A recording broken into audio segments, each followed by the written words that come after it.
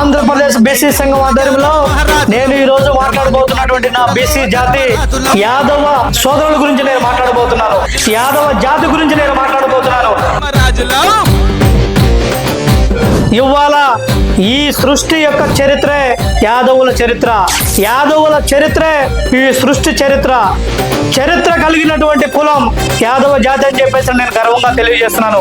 ఎందుకంటే ఇవాళ బీసీ కులాల్లో 140కి పైగా బీసీ కులాలుంటే పెద్దన్న పాత్ర పోషించాల్సినటువంటి కులము యాదవ జాతి అని చెప్పేసి నేను ఇవాళ గర్వంగా చెప్తున్నాను. ఎందుకంటే ఈ రాష్ట్ర ప్రభుత్వం యాదవ సోదరులకి జనాభా ఆధారంగా ఎమ్మెల్సీలుగా అవకాశం ఇవ్వాలి, రాజ్యాధికారంలో వాటా ఇవ్వాలి, నామినేటెడ్ పదవుల్లో అవకాశం ఇవ్వాలి. ఎందుకంటే రాష్ట్ర వ్యాప్తంగా కూడా జనాభా పరంగా ఇవాళ అగ్రస్థానంలో ఉన్నటువంటి యాదవ్ కుల సోదరులకు అన్ని విభాగాల్లో కూడా అగ్రస్థానంలోనే అవకాశం ఇవ్వాలని చెప్పేసి నేను తెలియజేస్తూ, అదే సమయంలో ఇవాళ యాదవ్ కార్పొరేషన్ కు ఇవాళ వారి జనాభా ఆధారంగా బడ్జెట్ కేటాయించాలా. ఇవాళ చరిత్ర కలిగినటువంటి యాదవ్ సోదరుల్లో రాష్ట్ర వ్యాప్తంగా కూడా నిరుపేద కుటుంబాల్లో ఉన్నటువంటి వేల కుటుంబాలు ఉన్నాయి.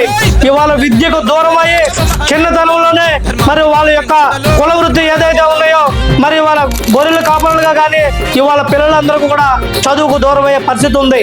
కాబట్టి ఆర్థిక ఒడిదొడుకులకు వాళ్ళకు ఆర్థిక భరోసా కల్పించాల్సిన బాధ్యత ఈ రాష్ట్ర ప్రభుత్వానికి ఉంది. కాబట్టి ఎట్టి పరిస్థితుల్లో యాదవ సోదరుల యొక్క ఆర్థిక పరిస్థితులను పరిశీలించి యాదవ్ కార్పొరేషన్ కు బడ్జెట్లు కేటాయించాలి. బ్యాంకులతో సంబంధం లేకుండా మా యాదవ్ సోదరులకు నేరుగా రుణాలు ఇవ్వాలని చెప్పేసి ఆంధ్రప్రదేశ్ బీసీ సంఘం తరఫున డిమాండ్ చేస్తున్నాం. రాబోయే రోజుల్లో రాష్ట్ర వ్యాప్తంగా ఉన్నటువంటి మా యాదవ్ సోదరులతో ఆత్మీయ సమావేశాలు ఏర్పాటు చేసుకొని ఇవాళ అట్టడుగు గ్రామాల్లో ఉన్నటువంటి మా యాదవుల పరిస్థితి, వాళ్ళ జీవన ప్రమాణాలు, వారు ఎదుర్కొంటున్నటువంటి సమస్యలను ఈ రాష్ట్ర ప్రభుత్వం దృష్టికి ఆంధ్రప్రదేశ్ బీసీ సంఘం తీసుకెళ్తుందని చెప్పేసి తెలియజేస్తున్నాను.